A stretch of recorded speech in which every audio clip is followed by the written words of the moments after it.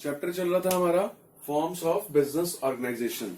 उसमें मैंने आपको बताया था कि चार टाइप का business, sole proprietorship, partnership, HUF, cooperative society और ज्वाइंट स्टॉक कंपनी के बारे में कि चार टाइप का बिजनेस ऑर्गेनाइजेशन हो सकता है। सोल प्रोप्राइटरशिप हमने लास्ट क्लास में कंप्लीट कर लिया। ठीक है, आज मैं आपको बताऊंगा पार्टनरशिप के बारे में। तो पार्टनरशिप में सबसे पहले मैं इसका मीनिंग आपको बता दूं। मीनिंग आए तो भी ये लिखना, डेफिनेशन आए तो बिल्कुल सेम टू सेम यही लिखना, इसे ही लर्न करना। लेकिन लर्न करने से पहले समझ लो कि देखो पार्टनरशिप क्या है।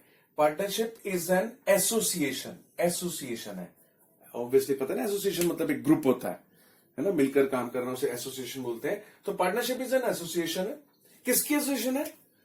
टू और मोर पर्सन, जिसके अंदर दो या दो से ज्यादा लोग होंगे, ऐसी एसोसिएशन है। ठीक है, who agree to pursue business activity, जो बिजनेस एक्टिविटी के लिए आपस में मिलते हैं, बिजनेस एक्टिविटी करते हैं। सिर्फ अगर देखो बिजनेस एक्टिविटी नहीं है तो वो पार्टनरशिप नहीं बोलते हम उसे। ठीक है, तो वो उनका आपस में मिलना, दो या दो से ज्यादा लोगों का, और बिजनेस एक्टिविटी के लिए मिलना। ठीक है, आगे फॉर अ कॉमन ऑब्जेक्टिव, उनका ऑब्जेक्टिव कॉमन होना चाहिए, यानी कि उनकी थिंकिंग, यानी कि उनका माइंडसेट एक जैसा होना चाहिए। मतलब सबका टारगेट सेम होना चाहिए कि भाई प्रॉफिट कमाना, हमने ये काम करना है और प्रॉफिट कमाना है। अगर 3 लोग हैं या 4 लोग हैं जो उनकी पार्टनरशिप है जिनकी, तो उनका ऑब्जेक्टिव, टारगेट, गोल्स कॉमन होने चाहिए। ठीक है, और कैसे ऑब्जेक्टिव अचीव करेंगे? By investing money. Money invest करेंगे वो सब, है ना, इन्वेस्ट करेंगे money. Sharing risk and profits, risk और प्रॉफिट को शेयर करेंगे। While working with utmost good faith, और एक दूसरे पे गुड फेथ पे मतलब एक दूसरे पे उनका गुड फेथ होना चाहिए, तो ही पार्टनरशिप होती है। तो ये पार्टनरशिप की एक बेस्ट डेफिनेशन है। फिर से देख लो, पार्टनरशिप इज एन एसोसिएशन है ना, एक मिक्स है, मतलब एक ग्रुप है ऑफ टू और मोर इंडिविजुअल, दो या दो से ज्यादा लोगों का। किसके लिए? बिजनेस करने के लिए। कॉमन ऑब्जेक्टिव होना चाहिए उन सबका, और मनी इन्वेस्ट करते हैं वो, और रिस्क और प्रॉफिट को शेयर करते हैं, और अटमोस्ट गुड फेथ में काम करते हैं, मतलब बहुत ज्यादा एक दूसरे पे विश्वास करके काम करते हैं। ठीक है, तो ये पार्टनरशिप की डेफिनेशन है। अब इसके बाद मैं बता रहा हूं आपको पार्टनरशिप के, जो हमने सोल प्रोप्राइटरशिप में किया था, क्या क्या फीचर्स, मेरिट्स और डीमेरिट्स बताऊंगा। यही हमने सोल प्रोप्राइटरशिप में भी किया था, तो इसमें भी हम यही करेंगे। देखो कैसे। सबसे पहले करते हैं पार्टनरशिप के फीचर्स। फीचर्स में सबसे पहला है इसका फॉर्मेशन, पार्टनरशिप का फॉर्मेशन। पार्टनरशिप को कौन गवर्न करता है? पार्टनरशिप को एक्चुअली दो चीजें गवर्न करती हैं, एक तो पार्टनरशिप डीड और एक पार्टनरशिप एक्ट 1932। ये दो कैसे गवर्न करते हैं? एग्जांपल लेता हूं कि मान लिया ए और बी, दो पार्टनर्स, ये दोनों ने मिलकर सोचा कि हम बिजनेस स्टार्ट कर रहे हैं। ठीक है, अब बिजनेस स्टार्ट करेंगे तो कल को हो सकता है बिजनेस स्टार्ट होने के बाद इनके बीच में डिस्प्यूट्स हो जाए। कैसे डिस्प्यूट्स हो जाए कि भाई प्रॉफिट कैसे शेयर करेंगे, प्रॉफिट शेयरिंग रेशो क्या होगी, क्या इक्वल होगी कि 1-1, जितना ही प्रॉफिट आएगा दोनों इक्वल बांटेंगे। हो सकता है कि भाई 2:1 हो, यानी कि अगर जितना भी प्रॉफिट हुआ उसके 2 हिस्से ए लेगा, 1 हिस्सा बी लेगा। क्या हो सकता है इनकी रेशो 3:5 हो, है ना, कि जितना ही प्रॉफिट होगा उसमें 3 हिस्से ए के पास जाएंगे, 5 हिस्से बी के पास। तो मतलब ये क्या करते हैं कि कल को डिस्प्यूट ना हो, पहले से ही प्रॉफिट शेयरिंग रेशो क्या होगी लिख कर रख लेते हैं, है ना। और दूसरा, जैसे कि इंटरेस्ट ऑन कैपिटल, अब ए ने भी कैपिटल लगाई होगी, बी ने भी कैपिटल लगाई होगी, तो क्या इनको इंटरेस्ट ऑन कैपिटल लेने का हक है या नहीं है? अगर है तो कितना % इंटरेस्ट लेंगे, ये पहले से ही लिख के रख लेते हैं। जैसे कि इंटरेस्ट ऑन ड्रॉइंग, कि अगर कोई पार्टनर बिजनेस में से पैसा विड्रॉ करता है तो क्या उसको उस ड्रॉइंग पर इंटरेस्ट देना पड़ेगा, तो ये इंटरेस्ट कितना देना पड़ेगा पहले से लिख के रख लेते हैं, है ना। जैसे कि सैलरी, कि ए कहता है भाई मैं थोड़ा ज्यादा काम करता हूं, बी कम काम करता है, तो ए कहता है मुझे ना थोड़ी सी एक्स्ट्रा सैलरी भी दी जाए प्रॉफिट के अलावा। तो एक्स्ट्रा सैलरी मिलेगी या नहीं मिलेगी, और मिलेगी तो कितनी मिलेगी। तो ऐसी बहुत सारी बातें होती हैं जो कल को इनका डिस्प्यूट हो सकता है, इसलिए पहले से ही रख लेते हैं लिखकर। तो जहां पर ये बातें लिखकर रखते हैं उसे कहते हैं पार्टनरशिप डीड। ठीक है। तो इसका मतलब ए और बी के बीच में जो भी पार्टनरशिप चलेगी, है ना, फ्यूचर में, तो उसको कौन गवर्न करेगा, किसके अकॉर्डिंग ये बिहेव करेंगे, किसके अकॉर्डिंग डिस्प्यूट्स का इनका डिस्प्यूट्स को सॉर्ट आउट करेंगे, किसके अकॉर्डिंग? ऑब्वियसली पार्टनरशिप डीड के अकॉर्डिंग, जो इसमें लिखा है उसके अकॉर्डिंग कर लेंगे, है ना। अच्छा, अगर बाई चांस इन्होंने डीड नहीं बनाई, इन्होंने सोचा नहीं नहीं हम तो अच्छे दोस्त हैं, हम डीड नहीं बना रहे हैं, और इन्होंने डीड नहीं बनाई, और लेकिन फिर कल को प्रॉब्लम होगी, तो कल को झगड़ा हो गया, तो अब इन्होंने तो पहले डिसाइड ही नहीं किया था, अब क्या होगा? तो ऐसे में पार्टनरशिप एक्ट में जो लिखा है ना, फिर ए और बी दोनों को वो मानना पड़ेगा। यानी कि पार्टनरशिप एक्ट कब इसकी जरूरत कब पड़ेगी? अगर इन्होंने पार्टनरशिप डीड नहीं बनाई, तो पार्टनरशिप एक्ट के अंदर जो लिखा होगा फिर वैसे ही फैसला होगा। एक एग्जांपल दे देता हूं, जैसे अगर डीड बनाई है, उसमें लिख दिया इनका भी प्रॉफिट 3:5 में शेयर करेंगे, लेकिन अगर ये डीड बनाना भूल गए, डीड नहीं बनाई, ठीक है, किसी भी रीजन की वजह से, तो पार्टनरशिप एक्ट के अकॉर्डिंग चलना पड़ेगा। और पता है पार्टनरशिप एक्ट क्या कहता है कि आपने डीड बनाई है तब तो डीड के अकॉर्डिंग चल लो, वैसे प्रॉफिट बांट लो। अगर आपने डीड नहीं बनाई तो फिर 1:1, यानी कि इक्वल बांटोगे, ठीक है। तो देखो, जो भी इनकी पार्टनरशिप है ए और बी के बीच में, वो किससे गवर्न हो रही है, किसके अकॉर्डिंग वो चल रही है? या तो वो पार्टनरशिप डीड के अकॉर्डिंग चल रही है, या फिर पार्टनरशिप एक्ट के अकॉर्डिंग चल रही है, ठीक है। तो इसलिए पार्टनरशिप का जो फॉर्मेशन होता है उसको गवर्न करने वाली दो चीजें, partnership deed and partnership act 1932, ठीक है। तो अभी मतलब इतना डिटेल नहीं करना, ये सिर्फ मैं समझाने के लिए आपको बता रहा था कि मतलब कैसे गवर्न होती है पार्टनरशिप, ठीक है। तो वापस आ जाते हैं। तो नेक्स्ट पॉइंट, लायबिलिटी। पार्टनरशिप में जो लायबिलिटी होती है वो होती है अनलिमिटेड। अनलिमिटेड लायबिलिटी हम किस में कर चुके हैं? सोल प्रोप्राइटरशिप में भी कर चुके हैं। अनलिमिटेड का क्या मतलब था? मैंने बताया था कि अगर फर्म की लायबिलिटी ज्यादा हो जाती है, फर्म की एसेट बेचकर भी हम लायबिलिटी नहीं चुका पा रहे हैं, तो क्या होगा? फिर पार्टनर्स को अपनी पर्सनल एसेट्स में से वो जो आउटसाइडर्स के पैसे हैं वो चुकाने पड़ेंगे। यानी कि पार्टनरशिप में भी जो लायबिलिटी है वो अनलिमिटेड है, ज्वाइंटली और इंडिविजुअली।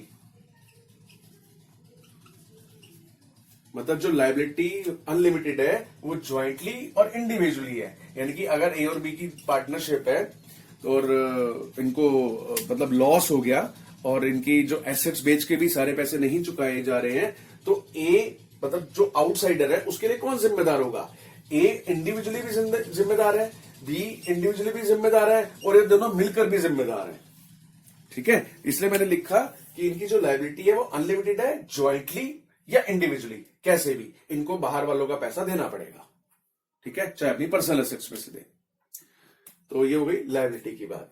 उसके बाद आ जाते हैं रिस्क बियरिंग। रिस्क बियरिंग तो ऑब्वियस सी बात है कि पार्टनरशिप है तो रिस्क बियरिंग भी दोनों की होगी, ए और बी की, है ना, दोनों की रिस्क बियरिंग होगी। चाहे प्रॉफिट हो तो दोनों शेयर करेंगे, लॉस हो तो दोनों शेयर करेंगे। किस रेशो में करेंगे वो मैंने बताया था कि जो भी रेशो इन्होंने अपनी पार्टनरशिप डीड में लिखी है कि हम ऐसे शेयर करेंगे, तो वैसे ही वो रिस्क को शेयर करेंगे। और ये भी मैंने बताया था कि अगर डीड नहीं बनाई है तो फिर पार्टनरशिप एक्ट क्या कहता है कि इक्वल करो, तो फिर इक्वल करना पड़ेगा, ठीक है। तो ये हो गई रिस्क बियरिंग की बात। अब आगे decision making and control. Decision making and control understood है कि अगर ये पार्टनरशिप है तो डिसीजन मेकिंग भी दोनों की रहेगी, है ना, कंट्रोल भी दोनों का होगा।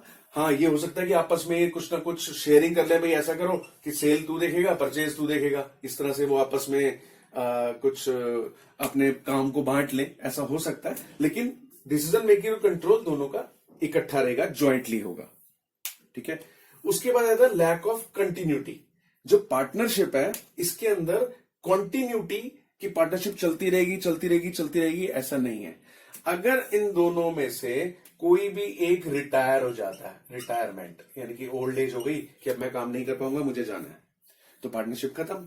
या इन दोनों में से कोई भी एक को इम्प्रिजनमेंट हो जाती है, किसी वजह से कोई कैद वगैरह कुछ हो जाता है, तो भी पार्टनरशिप खत्म। अगर इन दोनों में से किसी एक के साथ इनसेनिटी हो जाती है, इनसेन हो जाते हैं, यानी कि मेंटली डिसेबल हो जाते हैं, तो भी, अगर इनमें से किसी की भी एक डेथ हो जाती है तो भी पार्टनरशिप खत्म।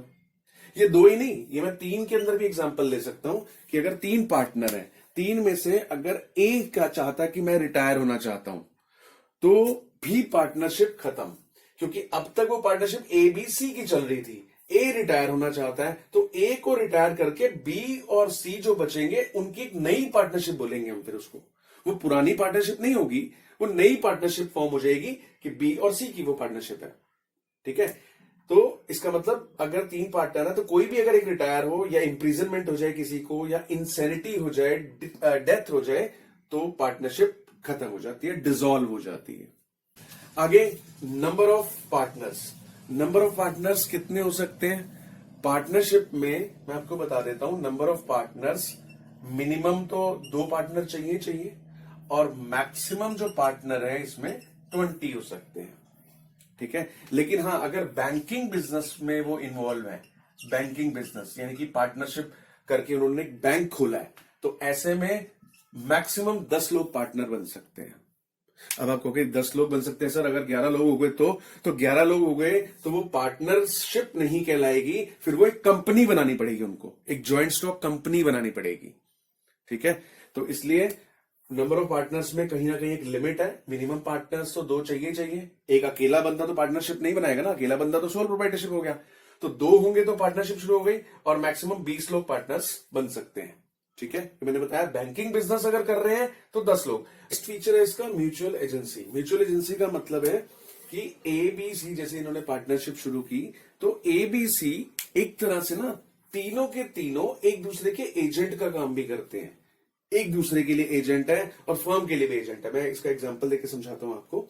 मान लिया एबीसी है, फर्म का नाम है, इनकी पार्टनरशिप का नाम रख दिया इन्होंने एबीसी एंटरप्राइज।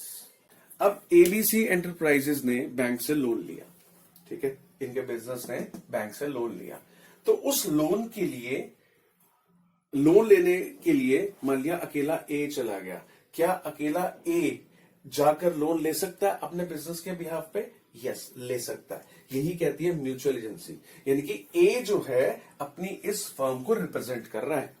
अगर वो बैंक के सामने बैठकर एबीसी एंटरप्राइजेस के नाम पे लोन ले रहा है तो बैंक उसे लोन दे देगा, क्योंकि वो ए जो है एक म्यूचुअल एजेंसी है इनके बीच में आपस में। यानी कि अगर ए कोई काम कराता है एबीसी के बिहाफ पर, क्योंकि ऑब्वियसली अपने फर्म के लिए वो पार्टनर है, तो वो जरूरत नहीं कि हर काम में तीनों ही बंदे जाएंगे, तो एक कोई भी जाता है और कहीं पे कोई काम यस कराता है या साइन कराता है तो उसके लिए बी भी बाउंड है, जो ए ने काम कर दिया उसके लिए बी भी बाउंड है, सी भी बाउंड है, और ये फर्म इनकी जो है एबीसी एंटरप्राइजेस वो भी उसके लिए बाउंड हो जाएगी। ठीक है, अगर बी कॉन्ट्रैक्ट कराता है किसी के साथ, अकेला बी जाता है और कोई कॉन्ट्रैक्ट करके आ जाता है किसी पार्टी के साथ, तो बी ने जो भी कॉन्ट्रैक्ट किया तो उसके लिए, उस कॉन्ट्रैक्ट के लिए ए भी जिम्मेदार है, सी भी जिम्मेदार है, बी ने तो किया ही है, और इनकी जो फर्म है एबीसी एंटरप्राइजेस वो भी इस कॉन्ट्रैक्ट के लिए जिम्मेदार है। यानी कि ये तीनों जब काम करते हैं, कोई भी डिसीजन लेते हैं, किसी थर्ड पार्टी के साथ कुछ कॉन्ट्रैक्ट करते हैं, तो उसके लिए ये तीनों एक दूसरे के लिए जिम्मेदार हैं। तो उसमें ये तीनों एक दूसरे के एजेंट का काम करते हैं।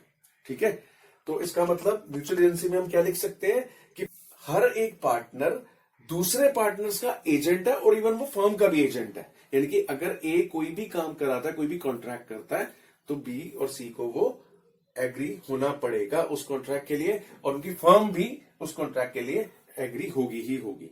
ठीक है, तो हर एक पार्टनर दूसरे पार्टनर का एजेंट है और फर्म का भी एजेंट है। ठीक है, तो ये थे सारे के सारे फीचर्स इसके। अब आ जाते हैं इसके मैरिट्स पर।